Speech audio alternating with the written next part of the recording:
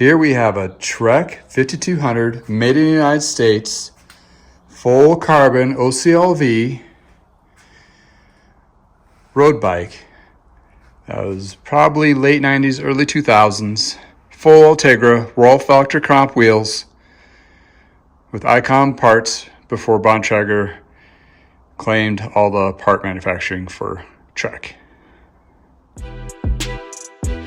Welcome to I Know a Guy Bicycles. Welcome to I Know a Guy Bicycles, hanging out with the guy. Hi, I'm Justin, the guy. Obviously, I have a garage shop. Taking scary how to use bikes one bike at a time. If you like these videos, please like and subscribe.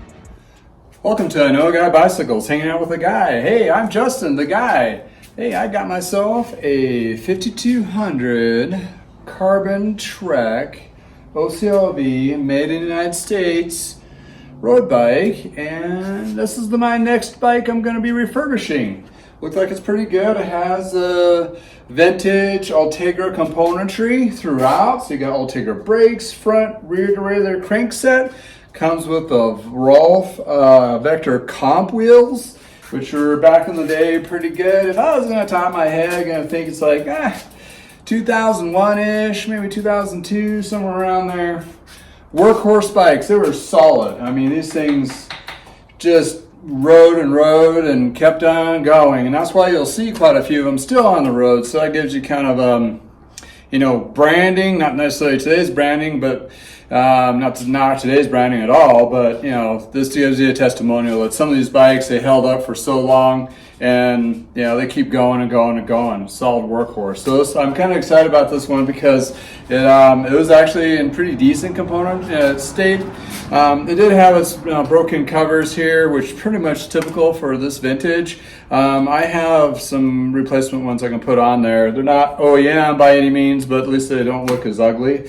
So essentially I did my top 20 things to check for, going through a bike.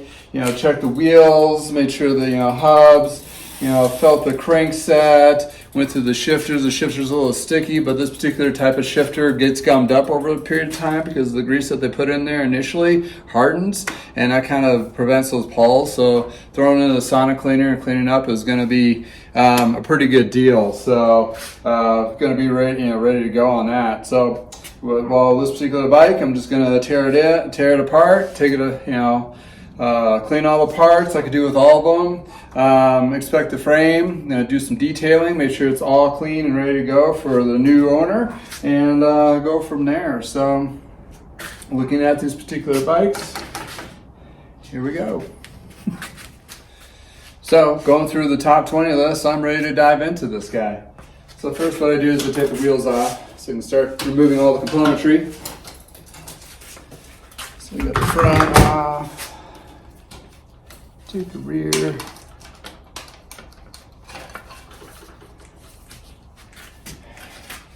So a lot of these parts I clean, even the skewers and Sonic cleaner. It's nice to get all the gunk out of there.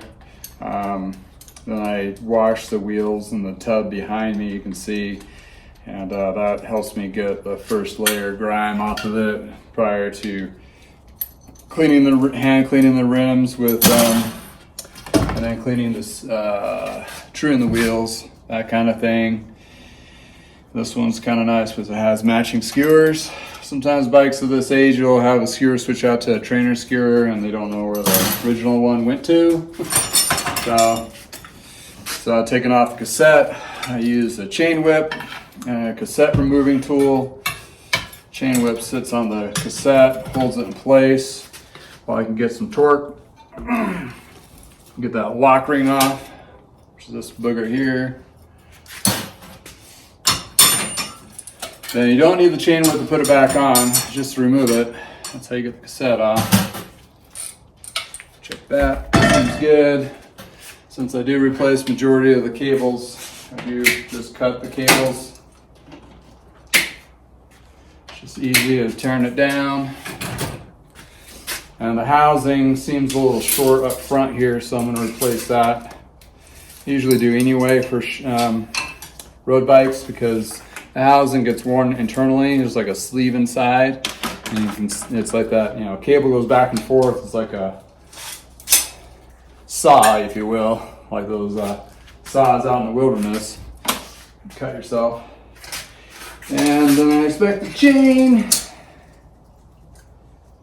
See if it has a master link, which just does not look like it.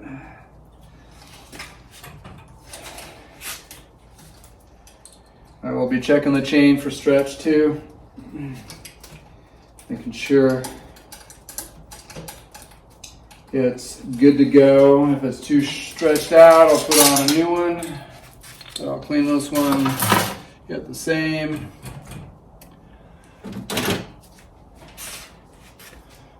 I just keep the cables as reference, just in case just to match it up. If I do when I cut the next ones.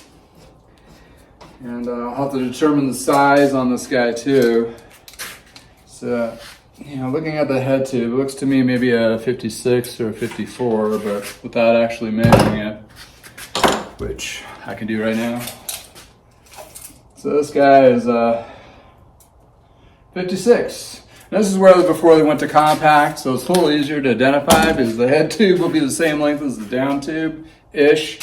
So that way you're not kind of lost on like, what size is this? Because when they go to small, medium, larges or compact, it's like you have to look it up. And that gets really confusing really quick kind of thing. I missed both of those, by the way. So yeah. So 56, that's a good size I need to add to my stable. And when I purchase bikes, you know, I try to be size conscientious of what I currently have. But if it's a nice bike, I know that I can do a really good job with, and it's going to be a good bike for somebody at the end of the day, I'm going to grab it anyway. So sometimes it'll have a run size of multiples of one size, and be like, you know, I got 8 52s and no 54s, and then I'm like, okay, I got to really think about what I'm doing here. But I try to keep like a good, better, best in each category when I have the ability to purchase and pick and choose, which is nice. So I'm trying to keep all the bolts with the actual parts so they don't get mixed up and cleaned. Oh, this one also I noticed too, and I caught this at the beginning. This is cracked jockey pulley, so I'm gonna have to order. Actually, I have one as a spare, but I might have to order another one. That's actually a better way of seeing it right there. These guys just dry out. And it's pretty common of those, that particular vintage. So, anyhow, pedal wrench, pedal forward to release. So, get that guy forward on the opposite side too.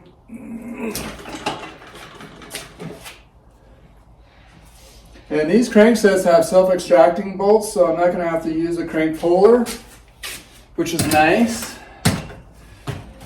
And yeah, got those in there, so I'm using, I believe it's a 8.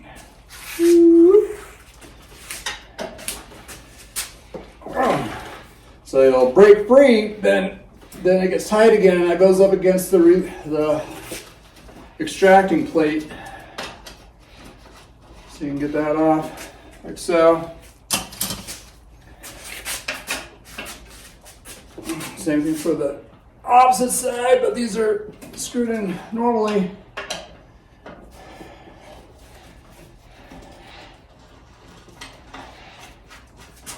And this one I checked it, it felt smooth, but now that confirms that it was smooth. So I'll not need to worry about replacing the bottom bracket. I do have a plate here, which is threaded in with a bolt, and that's the cable guide. I like to take these off and clean them too.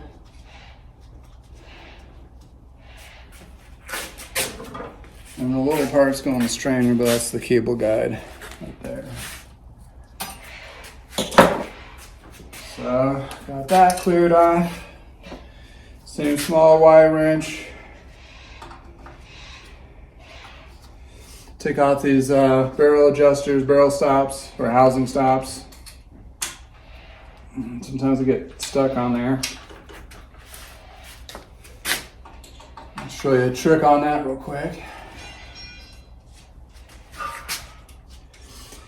So yeah, what was really cool about these bikes back in the day, this is before they shipped them overseas, and they actually made the pieces. So this would be one lug, this would be a tube, and they glue them together. And I was talking to a couple of customers yesterday, and I was explaining to them, I totally forgot that carbon could be repaired. Back in the day when Trek actually did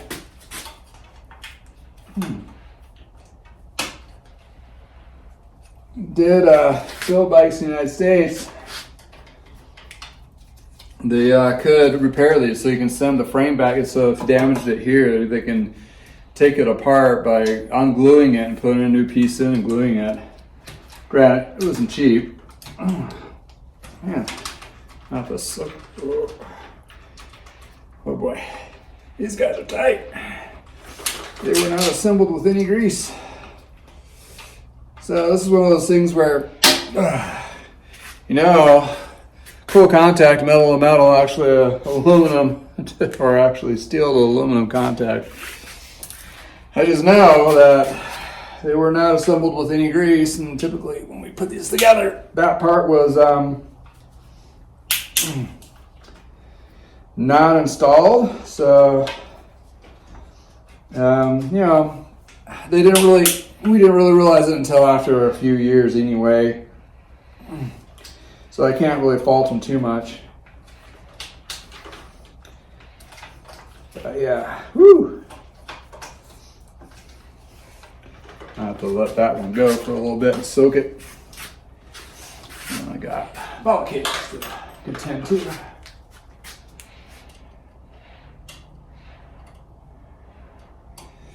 And these look like, well, this one's missing ball cages mounts on this side, so I didn't catch that when I picked it up. Here's the thing, if it's missing bolts, it might be okay, or it might be stripped out. So we're gonna take a little peek here and see if it's stripped out. If it's stripped out, well, more work for me, but I can fix it. You drill it out, clean it out, get all those spare, those shavings out of there. Then you refit in a new fitting with a kind of grommet gun. And let's just hope these are not stripped out. Okay, let's hold our breath.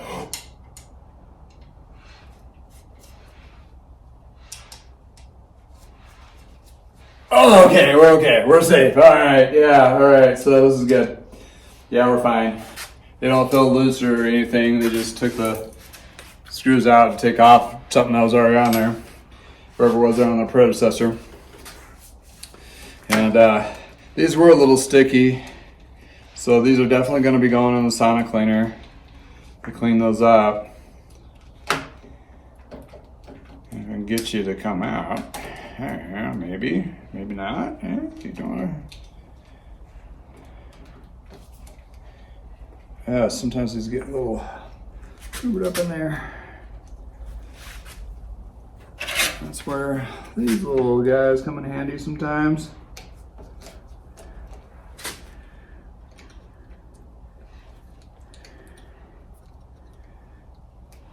And pick it out. Oh, there we go. Whoop. It's going. Hopefully this guy comes out easier. Got to release it all the way down for it to go through there and break cables.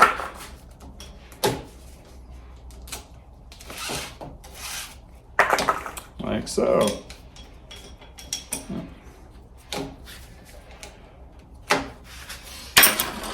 And for me, to clean out shifters, all I need to do is just get them removed. And I'll leave the mounts on there, then I can cut the barb tape off later. But for time, that's what I do. Boop. And the mount's still in there. It's fine. It's just a little tricky if you haven't not used to doing it. And getting back on there, but they'll eventually go on there. The hoods look like in pretty good shape, thank goodness. You still can get hoods, which is this black part, for these guys. Oh, I'm using the wrong side. That's probably why it's not falling in there. There we go. And feel engaged. There's a little slot on there too. Take these guys off. Boop. So, there you go. Got a little bag full of parts here. I do need to clean out. Ooh, that's dirty. we'll clean that out and put some fresh hot water. 2 parts hot water, 1 part simple green, and my sonic cleaner. And then the heating element also will keep that the liquid hot and actually work itself way into these little bits and get all that extra old gunk out. I do pre-treat a lot of this with a degreaser. A lot of shops like to use simple, not simple green, but clean streak from White Lightning. I use the White Lightning as the White Lightning lube. The lube really cakes up, but the clean streak works really well. So you want to get it in there, but also you want to make sure you don't spray your eyes and you don't go blind, and get in there and always wear safety gloves so you don't get those little chemicals on you when you pre-treat it. I pre-treat some of the parts. Then I put it in a sonic cleaner for like 5 minutes, 4 minutes where the pre-setting is, pull it out. And then if I need to reshoot any of those things that are being a little stubborn, I like to have the simple green work its little bit of magic first to soften that stuff up so I can really dive into and really get those parts clean. So on to the next part. And now on to cleaning parts and then inspecting and cleaning the frame. Thanks for hanging out with me. If you like videos like this, please like and subscribe. Until next time from the garage, have a great day.